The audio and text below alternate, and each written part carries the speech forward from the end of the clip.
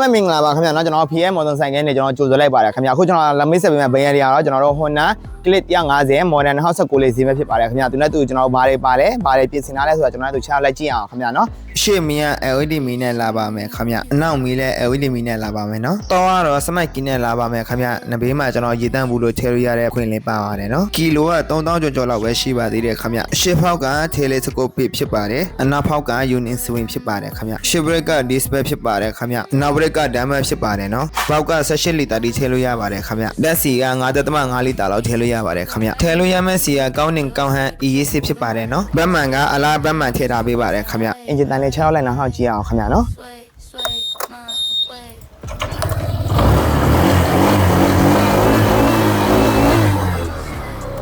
โอเคပါဒီဆိုင်ကကျွန်တော်လက်ငယ်လက်ထက်ကြီးကြကုန်ရမှာဖြစ်ပါတယ်ခင်ဗျာเนาะဒီလိုစိတ်ဝင်စားလို့ရှိရင်ကျွန်တော်ကို PS Pay Messenger ပဲဖြစ်ဖြစ် TikTok Pay ကပဲဖြစ်ဖြစ်ကျွန်တော်ကိုလာပြီးတော့ဆက်သွယ်လို့မေးမြန်းလို့ရပါတယ်ခင်ဗျာเนาะလက်ငင်းစီကကျွန်တော်တို့